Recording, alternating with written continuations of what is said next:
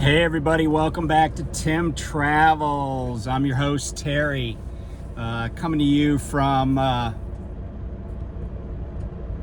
Springfield, Missouri. No, actually I'm not at Prime. I am in Virginia at Meadowview, exit 24 at the Loves. Started out my morning in Bath, New York, delivered a load in Winchester, Virginia, and then headed south, picking up tomorrow morning early in Norton, Virginia. Did almost 600 miles today, 595 miles. So that was a productive day, even though I had to wait like 3 hours for a trailer at our customer, although I'll get compensated for that. So while I was waiting at the customer in Winchester for a trailer, a guy reached out to me who is not and has never been employed or a contractor with Prime, but he reached out to me, and it was like in the middle of the safety meeting this morning, and he was so like I guess animated about the stuff that was going on in the safety meeting, he had to reach out to me. So if you watched the safety meeting this morning, you saw, and you know, I don't like using the term safety meeting. I use it in this context because that's what Prime calls it. But it's really, it's really like party propaganda. It's the pep rally, whatever you want to call it. But there's very little about safety. And there's a lot about selling the Prime brand. And, you know, let's be honest, it's not, I did actually watch a little bit of it just to see what this guy was talking about, but I never watched the thing. But something came up at it, and so I wanted to share a couple of thoughts that I shared with him. And so what happened is there's this guy who looks like Santa Claus, but is not very jolly. And his name is Jason Seymour. And here's a screen grab of him this morning. Okay, and by the way, this guy, Jason Seymour, he's in reefer ops. He's 54 years old. So I know he looks like he's like 74 in that clip from the video, but I checked, he's 54. But anyway, he was talking about, you know, Deadheads and just selling the whole, oh, you got to keep running, and, you know, if you're not making any money, you know, because you're home, you're not, you know, and you could listen to it and judge for yourself. But then some people were asking questions, and he was basically getting his ass handed to him because they were doing what we used to call in the military, confusing him with the facts. And one of the things that came up, and there's really two things that I want to talk about. The first one is that this idea about deadheads. And I did a video, it's been a while now, you know, people often focus on deadheads but I think I think the focus on the deadhead miles is misguided. Because here's how like my life goes, right? Every load that I pick up on the account that I'm on, 50% of the miles are deadhead. Now, everybody knows I'm a company driver, right? I get paid by the mile. It doesn't matter whether I'm loaded or empty. But also my company gets paid based on that round trip. But to back up a step and you know, explain what it was like when I was a lease operator at Prime. Oftentimes there would be lengthy deadheads. Like I've deadheaded from like Murfreesboro, Tennessee to Salina, Kansas for a load. I've deadheaded long distances for loads. And what the difference is, though, between the deadheads that I did and some of the deadheads people were referring to in the pep rally is I would never move my truck to deadhead or to, you know, like they'll be like, oh, just head towards this place, right? I would never do that as a lease operator. If I'm paying for the fuel, I'm paying for the tires, the wear and tear, I am not moving that truck until I get a dispatch that says how much money that load's gonna pay. Now, if then there's a 1,000-mile deadhead and a 100-mile, pickup and delivery, I know, okay, that whole trip is gonna be 1,100 miles. What am I getting paid? If that trip pays $2,200, then I know that I'm gonna get about $2 a mile, right? But contrast that. So I said I deadheaded from Murfreesboro, Tennessee to Salina, Kansas. I picked up pizza, frozen pizza at Schwann's basically, and it was like pick it up and immediately go back to Metro Atlanta. I can't remember which suburb. But so when I got that dispatch, I didn't care. I looked at the total miles and just plugged in, divided the total miles into the expected settlement. There's my mileage rate. If the mileage rate makes sense to me, then it doesn't matter if the deadhead's 10,000 miles and the delivery is a mile from the pickup. Doesn't matter. As long as all the miles pay a rate that I want. Now, I've said this before.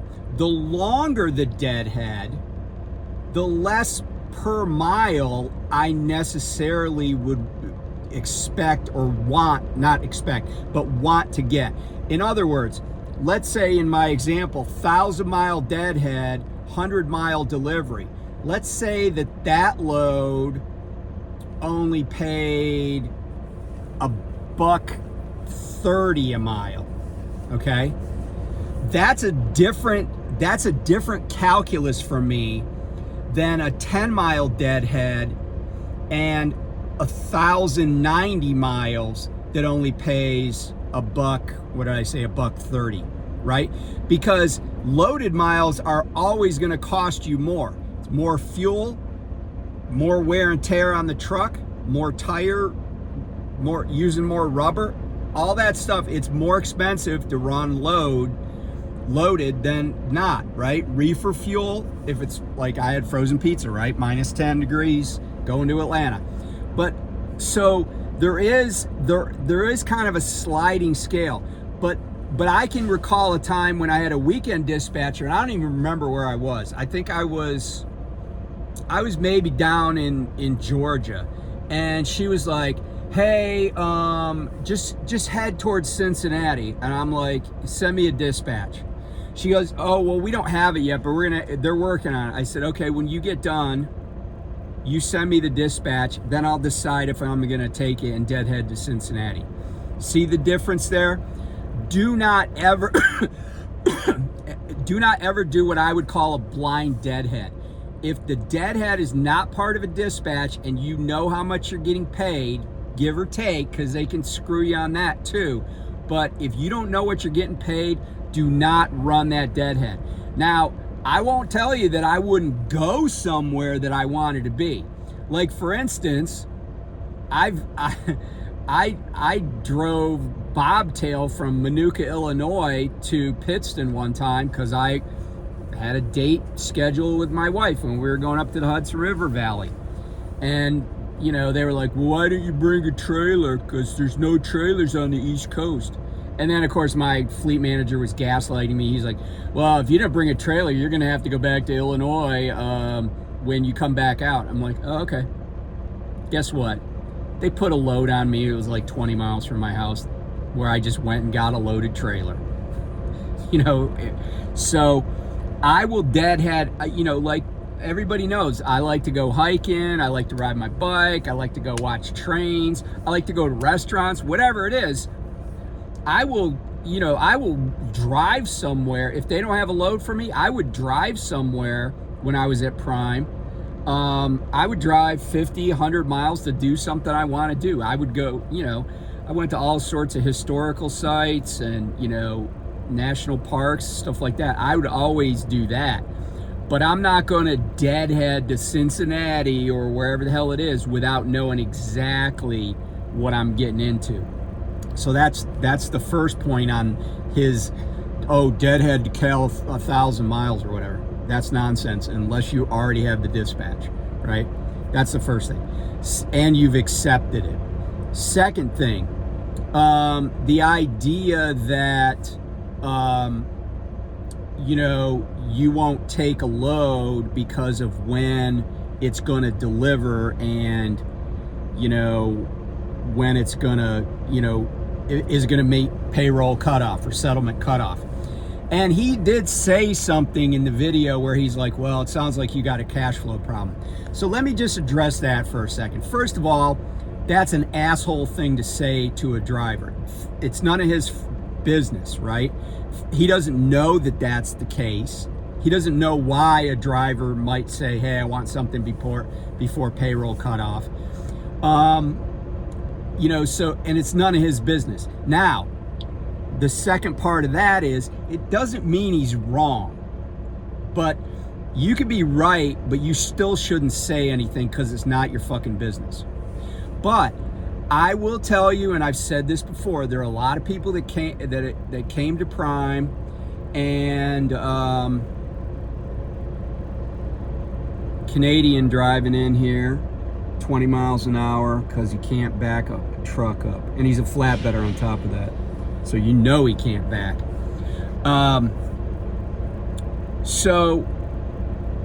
There are a lot of people that come to Prime and they think it's this get-rich-quick idea. And my friend over at No Hippie Trucking and Transportation, Lyle, has said this before, and I totally concur. I agree. He is right. People that focus on payroll cutoff as the decision point on when they're gonna, whether they're gonna accept the load or not, that's really not a great way to run a business, okay? And so you might have cash flow problems, but you need to get if you want to have any success at a company like Prime, you need to get in a position where you can do the thing that's the most advantageous for you. And so getting back to this example where a load is going to deliver before payroll cutoff, and that's why you want it. When you take that load, if you've been at Prime more than about 17 minutes, you know that sales oftentimes is wrong about when a load will pick up, when a load will deliver, or even if it's gonna go. You might pass, I give you an example. One time I got a dispatch and I was like, yeah, I'll take this load. And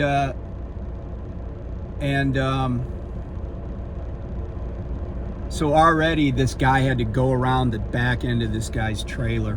Although I don't know that it would be much shorter because he's got a split axle, but anyway. So I took a load and it was picking up in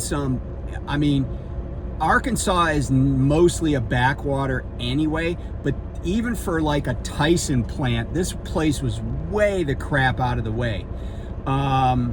It was like, miles and miles and miles down like some state highway. I get there and I get to the gate and the guy's like, oh, that load canceled. So what happens if the load you're going to get that you think is going to end before payroll cutoff, and you took a pass on a much better load, but you passed on it because it was coming after payroll cutoff, right? I can't tell you how many times, I think Lyle was talking about this just the other day. He had a load that he was supposed to, I think he said pick up. He got there and it was 24 hours later that it was picking up. And I certainly have gotten to places and and I showed up. I'm like, hey, I got this load to deliver. And they're like, oh, we're, one time I had a trainee on the truck and we had a load that sales told us, oh yeah, this delivers on Friday night, before midnight. So we show up at 10 o'clock at night in Tolleson, Arizona. And they're like, we don't start accepting any shipments until Monday at 0200, and this is Friday night at like 2200. I was livid. Now I will say that excuse me, the next morning I had a cow because I had a trainee on the truck, and I'm like, we're sitting in Tolleson, Arizona, nothing to do, and sales took that load off me. I put it at a drop yard, and they got me a load out of Yuma, so I could keep running. But imagine if I would have been like, oh yeah, I'm gonna take that load to Tolleson because it's gonna be, I can scan that paperwork in before payroll cutoff, and then I get there and it can't be delivered for like 36 hours beyond when I thought it could deliver.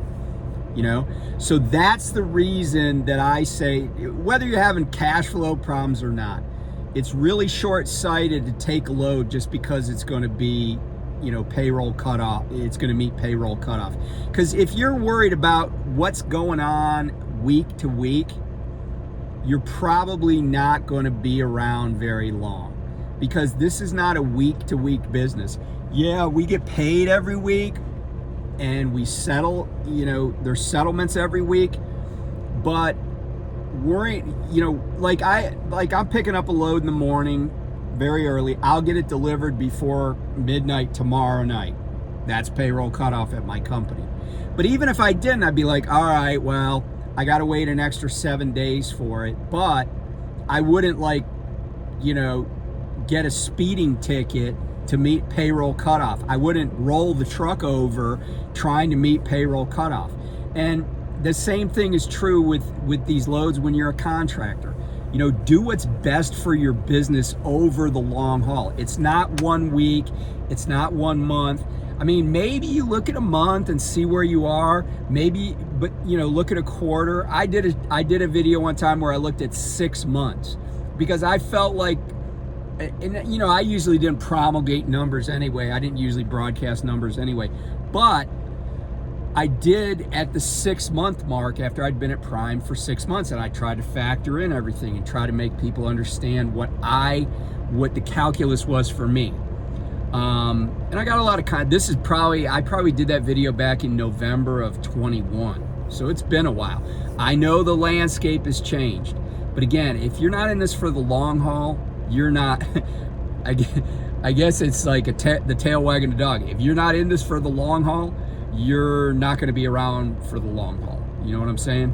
So yeah, I thought Jason Seymour / Santa Claus was off the mark on a bunch of stuff.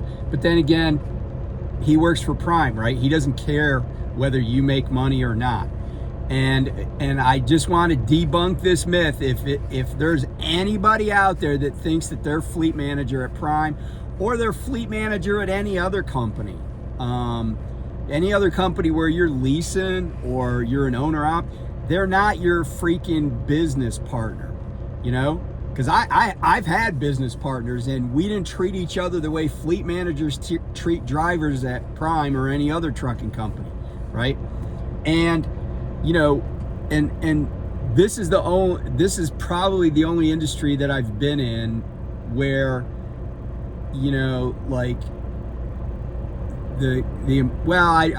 it's probably the only industry I've been in where the employees or the people on the ground level, the people in the trenches, as this lawyer I worked with used to say, they pay the price when the company's not doing well. When I ran my own law firm, I didn't cut people's pay. I didn't cut people's hours.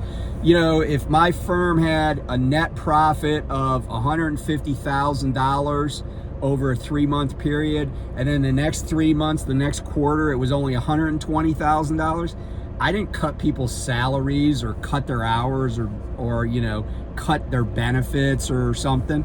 I was just like, oh, my partner and I were like, oh, I guess we don't make as much money as we did last quarter. That's just how it goes. So anyway, just a couple of nuggets, because like I said, the guy that I talked to has never worked at Prime, but he is in business for himself, and he's been in this industry about 6 years, so he's seen a few things. But even, my take, and we talked, and I was like, yeah, I understand what you're saying. However, I think this is, maybe looking at it this way explains a little bit. So anyway, be safe, and I'll talk to you soon. Bye.